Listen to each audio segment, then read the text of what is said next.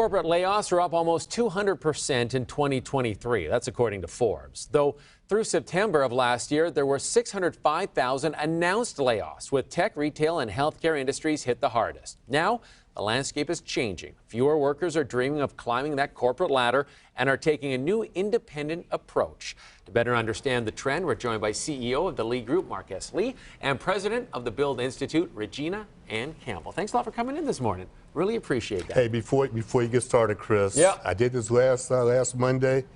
Everybody knows about those Detroit Lions. I am so proud again this morning.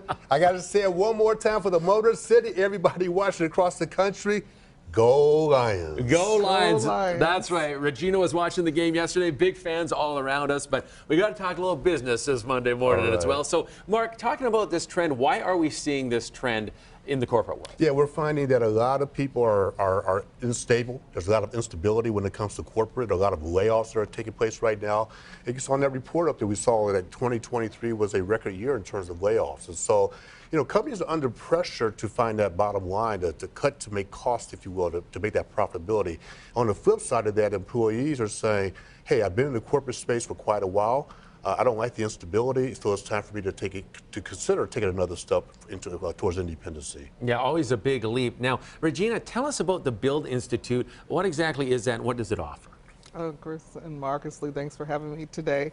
So Build Institute is a nonprofit business incubator. We actually help people launch their ideas. So when you're talking about independent workers seeking opportunities, we can help them turn into a business.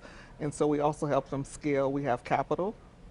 We have a talent program with subject matter experts, as well as a national standard education. We are actually headquartered in Corktown, but we also have Build cities in Fort Wayne, Indiana, Bradenton, Florida, and most recently in Traverse City. So again, helping people launch their ideas into market, becoming micro-entrepreneurs. It sounds like a fantastic institute. Really helps people with a number of aspects of launching their own careers. So, Mark, why don't you give us some examples of people leaving the corporate world to do just that and launch their own career? Yeah, absolutely. I could give you two very specific examples without mentioning names of people who were in corporate for 40 years, anywhere from 30 to 40 years.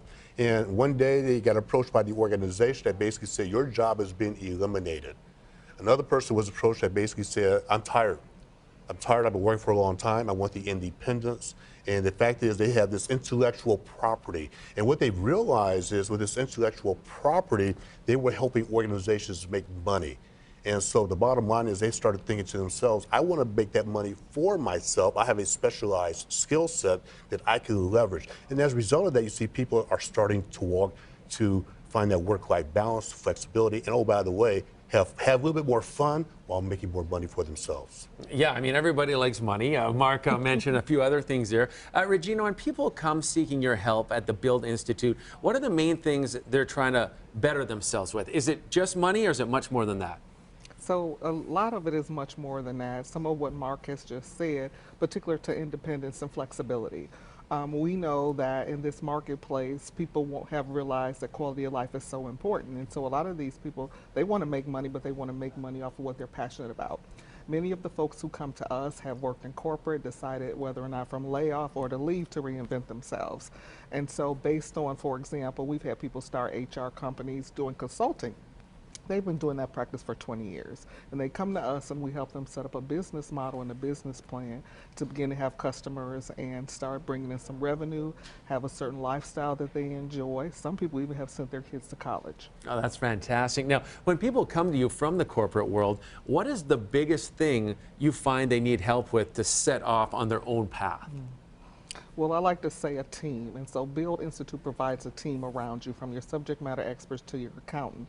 So most of us, and I'm an entrepreneur myself, we know our business, we love our product, but we don't know how to do the day-to-day bolts from an operational perspective, from budget, from customers, from sales, right? And so we provide that insight and a plan and strategy to help people build a team around them so they can execute their business.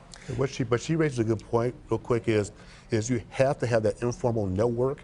You have to have an advisory board. You know, we're not an expert on everything. Surround yourself with people who are smarter than you. Surround yourself with a lawyer. Surround yourself with a financial type of someone who knows his finances. Surround yourself with a marketer, someone who knows how to build your business. Otherwise, you're going to drown in all the responsibility. It's important that you have a team. I like to tell people have an informal advisory group if you can. Now, beginning this segment, we started talking about the layoffs that were done in 2023. What kind of trend do we have in layoffs for 2024? Do you think big tech companies are going to be announcing more layoffs? Where do you see things going? Those layoffs are going to continue. They're going to continue. And I think what's happening, again, there's the financial pressure that organizations are confronting right now.